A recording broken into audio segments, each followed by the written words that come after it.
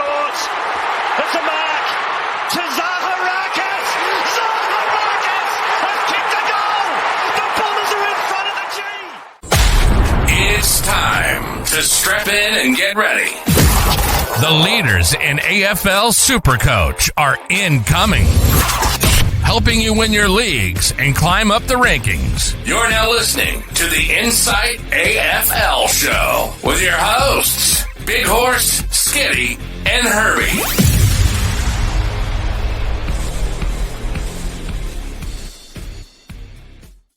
Hello and welcome to the Inside AFL Show. I am your host, the Supercoach Big Horse, and I'm here to run you through week 3 of match sims, practice matches, and all things training related at your club and the players you might want to consider for your 2024 AFL season.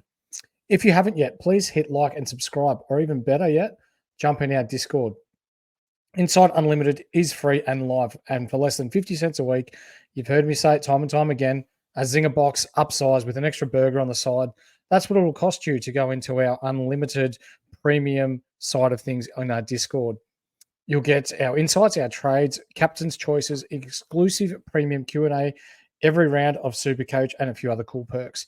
Entry to our Discord is, of course, free, but if you wanted to get involved in the premium side of things, it is $25. Our $25, $50, and $100 cash leagues are up and running now. If you're interested in taking part, please comment below and we'll send you some details. A AFL Unlimited group is 913351 for the Supercoach Unlimited group this year, 913351. It is free to enter. If you get the top score throughout the week, you will win an $80 prize pack thanks to the guys at the Standard Squeeze. Before we start, I'd like to credit some of the intel that we've got tonight or today, whenever it is that you are listening, to Nerds for Life, the SC Codfather, and JG for their research and knowledge that they've passed on and distributed amongst the community. While I appreciate that you're here and listening to us, I encourage you to follow these guys on Twitter, as they're a good quality source of information. Because we just can't get to all 18 games. So these guys are very good at what they do, and they do pass on all the good stuff. So before any further ado, we'll get into our first round of teams and practice matches. And these are going to be brought to you by the Standard Squeeze. So the Standard Squeeze is helping you drink responsibly and conveniently. You can go to the website at thestandardsqueeze.com and use the code INSIGHT15 to get yourself 15% off everything in store, whether it be your 4-in-1s, hats, shirts, you name it, they've got it. Great bunch of people there. So we're going to start with Gold Coast, their match sim and their training for the first 3 weeks post-Christmas. And Sam Flanders is really standing out. So 494K midfield forward. He played full-time midfield in their last scratch match that they had. And he's looking fit and looked really clean with ball in hand. If this remains as the norm, then he has to be on the radar for your forward line, given our limited options. We have seen that as a forward, he averaged 51 last year, but the back end of the year, he averaged almost 100 in that midfield role. If he's to remain in that midfield role, that is music to our ears with such limited people to choose or players to choose from in our forward line this year. Bailey Humphrey, 331K forward, very impressive this preseason, and has put on a bit of size, but more importantly, he looks to have lost that baby fat. So it looked like he was carrying a little bit last year, but his first full AFL preseason, he's looking really fit. Was very, very impressive in their practice match, rotating between midfield and forward line, just at that awkward price. So it's a watch this space on him. Alex Sexton, 133K forward. Who would have ever thought this bloke would be a backman, or better still, Supercoach relevant? Has a new role across halfback, and by all reports, Dimmer absolutely loves in there alongside Budarik. Could be a nice pod rookie pick, as a lot of people will steer clear, given his past abilities to burn people that have brought him in. So for those of you that are unfamiliar with Sexton's game, he was a forward, played forward a lot with the Gold Coast Suns, was dropped. He's won their leading goal kicking before. He was just as likely to get you 90 as what he was 30. So if he's playing back and he's using his skills in the back line to distribute from D50, could be a nice little 70 to 75 point per game cash gen that you could have on your bench, or better still, as your F6 to start the year. Will Powell, 513k defender, looks to have recovered fully from off-season surgery. Looks fit and is playing as a rebounding defender, as we know he can, alongside the likes of Sexton, Bedarick, etc. Probably too expensive given his history of injury. Took Miller 545k mid. Seems to be back fit and firing. There are videos getting around if you do a bit of a Google search of him bursting away from stoppages and hitting up targets downfield. Doubt he gets the amount of ball that he used to get under Stewie Jude. Pretty much whenever Gold Coast were in trouble, they looked to get the ball in Took's hands. But now a bit fast flowing, more type of game style with Hardwick. I don't think he'll get as much ball in his hands, but does this mean he may get more scores via score assists and inside F50 entries? We'll wait and see. But at 540k, he hasn't been this cheap for a long time to start the year. He was over 600k to start the year last year. Matt Rowell and Noah Anderson didn't do much in the intra-club by all reports, but will be good to go come this week's practice matches. So practice matches do start this weekend. We'll move on to the St Kilda match sim and training notes that we have here. And to no surprise, Jack Steele, 529k. Long story short, he is back. Looks fit and was easily St Kilda's best mid in their intra-club. He's in my team. That should say enough. Once we drop this, we'll be going live on Thursday night as well, which I will reveal my team as it is. So you will see him firmly in my midfield. Marcus Winhager, for those that were watching last year, know that I really rate this guy. 323k, perhaps one of the best performers from a pre-season and training point of view. Went head-to-head with Steele in the practice match and got his own share of the ball, given that Steele did easily win that contest. Has defender mid status. So it does create a little bit of intrigue there. So watch what he does and whether he's got that permanent midfield role or whether he's going to be that floater that he was for parts during last season. Mitch Owens, 445k forward. He has had a good preseason, but more importantly, is getting through it injury-free. Pushed up into the midfield during their last match sim, but played predominantly in the forward half. But we know he played that role well last year. Darcy Wilson, 130k mid-forward, won the club's 2K time trial in December and came back even fitter after the break. Was only okay, though, during their practice match and will need a good hit out in their remaining practice match and their round 0 match to shore up an early season debut come round 1. Jack Sinclair, 550k defender, got the ball at will during their match sim and looked very much on. Alongside Steele, he was best on, hasn't missed a beat during preseason training. And for those of you that saw the highlights from St Kilda's game, we saw Steele running through the midfield, getting the hands wherever possible, kicked a couple of nice running goals as well. So the big thing that I will say, outside of teams aside, is that the big word out of the AFL is speed. And what I mean by speed, no, it's not the drug. It's the type of pace that AFL clubs want to play at now. So if we see speed be incorporated more into our AFL sides, that can only mean one thing, and that's exciting footy. That's forward 50 entries. That's on your bike type stuff, lots of high scoring games. It's stuff we like to see and not this defensive first mindset that some clubs tend to run with. The West Coast Eagles match sim and training notes. I've got Matt Flynn here, 490k ruck, or roughly 490k, sorry. Was absolutely dominant during that match sim held last week. Outbodied Williams around the contest. And now I feel this is his job to lose. Given the new rules around ruck where you can use your hands, I think this is his job to lose. And if you don't want to cough up the money for your Gawn, your Grundy, I don't know why you wouldn't go Grundy given that Grundy's cheaper, but he could be a nice little pod pick, but not for me. There's English, there's Grundy, there's Gawn, and to a lesser extent Marshall. There you're 4. Elliot Yeo, 430k mid defender. This guy's killing me at the moment. He was best on ground during their match sim and has been lining it up on the track. Everyone's talking about how well he's going, but his injury history is pretty hard to ignore. But I ask you guys at home this. Do we take a risk and hope that he can make us 100 to 120k and upgrade to a premium before he hurts himself? There's no chance he's getting through the season, all 20, 22, 23, 24 games without him getting hurt. So do we pick him, wait with bated breath, make us our 100k, and then we move him on? We'll have to discuss that in the Discord.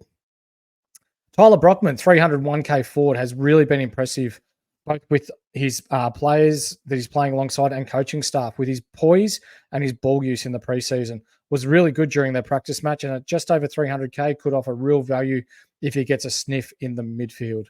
for me, I've got to watch and see what he's doing first.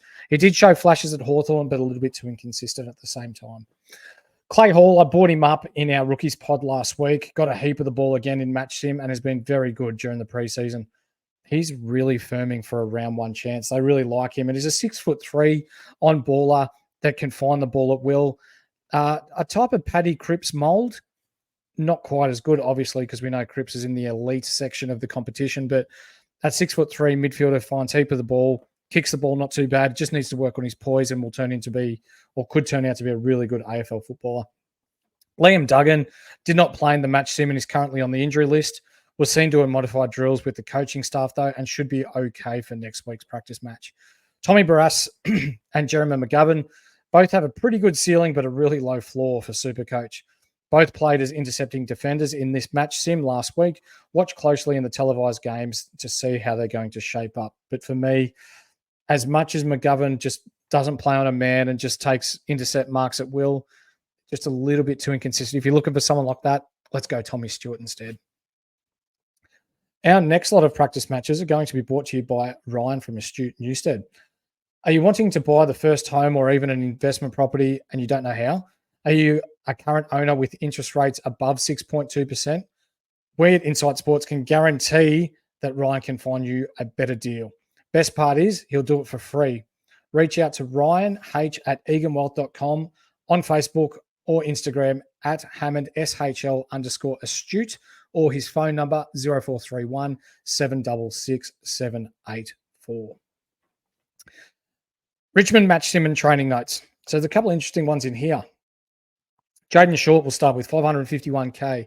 Looked really nice off halfback during match sim and took kickouts as well. Has been training well with good workloads. If you can trust his hammies, then it's worth a shot. Could be a nice pod. But for me, it's a no.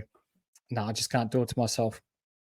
This next one, however, yeah, it's hurting. It was hurting me, and I've actually made room for him to come in. Thompson Dow, 254k midfielder, has been a standout this preseason and has been the best midfielder in both match sims that the Tigers have had. I like this pick. He could be in for a big year. We see Taranto's on a modified program at the moment. Hopper hasn't been great so far. He's been modified as well. And you look at the likes of Martin, Bolton. They're more your outside flashy players. Thompson Dow likes to get his hands dirty inside. Him and McAuliffe, I think, could be the two that could benefit this year. Prestia as well hasn't had a full preseason. So the door's open for him. If he starts, I'm really liking this, and they really like him down there. Josh Gibcus, 150k defender. We've spoken about him a lot. Not going to go too far into him, except he was very solid again in match sim and hasn't missed a beat this preseason. He's a lock. I see some people talking about Tyler Sonsi, 150k forward. Looked very classy with the ball in hand. However, he is suspended early on in the season, so wait for when he is ready to re-enter. Jack Graham, 370k mid. This one helps Thompson Dow because Jack Graham started the match sim in the middle, but came off in the second quarter with an undisclosed injury and took no further part. So this could open the door for McAuliffe and Dow as well to play that bigger role. Tommy Lynch, I see that he's picked in, I think, 9% of teams at the moment, 270k forward. He's already been ruled out of round 0 and potentially more. Still no sign of him in match sim. He was last seen running laps still around Punt Road while the rest of the team is right into the thick of their preseason. So even if he is right to go come round 1, he's going to be on limited prep.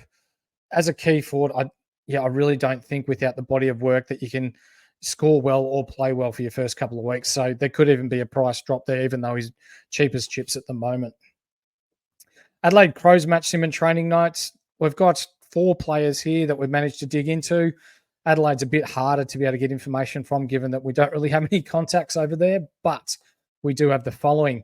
Daniel Curtin, 175k mid defender. Since coming back from injury, he's really impressed with his ball use and his ability to read the ball. Looks almost certain if fit for round 1. So he's been trialled across halfback, reads the ball well. He's even pushed up into the midfield. They like him there. Tex Walker's come out and said that he's really nice. And we remember the last year, Texie Walker's come out and said Max Michelini was in for a big year and he ended up playing 22 games. So if it's coming from the Texans' word of mouth himself, then I'm quietly confident that this man is going to get games. Patrick Parnell, 175k as well. Just defender though, has looked quite solid during match sim, and with injuries to Butts and Murray, could be first in line to stake claim in Adelaide's back six. He did play in the back line for the A team in last week's practice match. So if you're looking for someone a little bit cheaper down there, he can score okay. Chris Burgess, 129k forward. After crossing from Gold Coast this past summer, Burgess has quickly made a good impression amongst his peers with his tenacity at the ball and his training standards. Played in the A team in the past practice match after starting in the B team a couple of weeks earlier. It could potentially help out Tex Walker and Fogarty in the forward line. So for those of you that aren't aware of Chris Burgess, he did equally win the VFL goal kicking last year, so he knows where the big sticks are. One from left field I want to bring up, though, Riley Thilthorpe, 332k forward. This one is very interesting. Is this year that he makes his mark on the game? Last year, 7 scores over 80. Need to see consistency for me before picking him, but if Riley O'Brien doesn't pull his weight this year, he could easily take over that number one or plays a nice key forward alongside Tex, alongside Fogarty down there as well. Fremantle's match sim and training notes. So Caleb Sarong, 621k mid, has not missed a beat this preseason and was in everything during their last practice match. Looks to be the guy to play the inside mid role at Freo. So it looks as though him and Brayshaw will be there and thereabouts inside with O'Meara, with Fife, with Johnson. The list goes on. They've got quite a deep midfield, which is why I'm fading Hayden Young at the moment. Nate Fife, 283k mid. Plenty to like about Fifey so far this preseason. Played a couple of quarters in the last match sim and got through it unscathed, all while finding enough of the pill to bring back some of those nice late 2010s memories of him at his peak where he's averaging over 110. He didn't do much in the last match sim, but I'm okay with it. And I'll tell you why, because he's not getting hurt. He's getting his hands on the pill. He's still running around, getting that feel for the match simulation. It's preseason. You don't want to see players like this go out and play 3 quarters and dominate because they may hurt themselves. He proved himself in the first one. He's laying off this one. He'll play in the next one. Don't stress. I'm quietly confident that he's in for a big season again. And given that he's going to be playing mid and not forward, his scoring is expected to increase significantly. Cooper Simpson, 117k mid forward. This guy's been really impressive on the track. Speaks for itself. He's been given the number 29, the old Matthew Pavlich, one of the greatest players in Fremantle's history. So if you're getting that number, they must rate you. He's been burning up the track this preseason. Early reports suggest he'll be the one to replace Schultz in their forward line. Could be a nice cash cow for us early in the season. And also Sam Skwitowski pinged a hammy at training today, TBA on extent. So watch this space. One I also want to bring up is an old Essendon lad that got delisted who's training with Fremantle at the moment, Paddy Voss. He will be 102k forward once he gets a spot. I'm quietly confident that he will get that spot over Daniel McKenzie. Freo love his attack on the ball and almost seems certain that he'll gain a spot on the list via the SSP. Freo really like this kid after being delisted by Essendon. So if he's at 102, you've got Jai and Miss, you've got Taberner, you've got Tracy. Yeah, they've got some depth up there, but he could get a sniff if you're looking for a downgrade target throughout the year should he gain a spot on the list. So Essendon next. Essendon match sims and training notes. And for those of you that have been following us at the Inside Fantasy Sports podcast for a little while, know my displeasure in Darcy Parish and the way that he plays the game. But I nearly need to give this man an apology. Not yet, because I'd like to see him play a little bit better. But I'm going to throw some stats at you about Mr. Parish that may even talk you into picking him if you don't have him yet. So at a 600k forward mid, he was a standout in the last practice match. 3 goals and a lot of the ball. Looks to be as fit as he's ever been. And thanks to JG on X for the following notes that I've confirmed as being correct. This may want you to bring him into your side. Last season, Parish was ranked 3rd in the league for disposals, 1st in the league for inside 50s, 3rd in the league for clearances and 1st for centre square clearances, 7th in the league for contested possessions, 9th in the league for pressure acts, which surprises me because I never thought he was much of a defensive runner, but that suggests otherwise, and 25th for score involvements. If he can correct his ball use even by 5 to 8% this season, he could average north of 120, and I'm taking a gamble on him. So if you want to ride the train with me, jump on board. If not, and you want to see me fail, go nuts as well. But I can see a big year here for Parrish, and especially with Merritt having the year that he had last year. I think the opposition probably will make it more of a priority to tag Merritt and try and quell his influence on the game, which then will allow Parrish to get off the chain a little bit more and be a little bit more damaging. Not so much from a hit the scoreboard point of view, but from a Supercoach point of view. Nick Martin, 492k mid, continued as the main ball user out of halfback during the recent match sim. Could very well gain DPP as of round 6. And for me, if that's the case, he's going to be a top 6 defender by the end of the year. Uses the ball so well. And he's taking kick outs. So bada bing, bada boom. Whether you want to start with him or whether you want to wait, that's up to you. But I think he's someone you need to target if you don't start with him throughout the year. Zach Reed, 123k defender. Again, played in the ones across halfback at centre halfback and looks like a new man. Stronger, fitter, and surprisingly good user of the ball considering his 6'8" frame. Might be a nice cash generator here. He won't score you a lot of points, but I feel as though he's going to get games. Scott loves him. He's had a good preseason. He's a top draft pick alongside Cox, alongside Perkins. They're going to have to play him. Ben Hobbs, 413k mid. For those of you that haven't heard, he did injure his shoulder in the most recent match sim. Had been training really well up until this incident. Will not require, I repeat, will not require surgery, but expected to be eased back into it. So my guess is he'll start the year in the 2s now that he's not getting a really good crack at it and consistent run at it until round 1. Xavier Dersma, 373k mid, another who has had a really good preseason, kicked 2 goals on the weekend. But what's really standing out is his defensive pressure. From a Supercoach point of view, probably not. But if you're an Essendon supporter, you'd be really happy to hear this. We've got some notes on Port Adelaide match sim and training notes as well. So Josh Sin, 123k mid, did not play in their last match sim, which I know is a red flag for a lot of you that are looking to bring this guy in. But Port have come out and said they're looking to manage his loads due to his injury history. Was impressive in the ones team the week before that and looks set to play off halfback come the start of the season. 123k, good user of the ball. You've got to have him. Jason Horne-Francis, 433k mid. By all reports, he's taken his fitness to another level. That's good. But for me, it's a no. Until he learns a defensive side of his game and to be consistent, nah. Ollie Wines, 463k mid. Toot on the Ollie Wines train. Jump on board the Wines train if you've got the agates too. Historically, a bad start at a Supercoach, though. Before ramping it up, usually around round 6, he starts finding his nous. Looks to be in great nick, though. So could definitely do worse than by starting him at such a cheap price. Interesting here, Jeremy Finlayson, 470k forward. He's currently in 0% of teams, and fair enough, but he played as a key defender during their last match sim. This is interesting.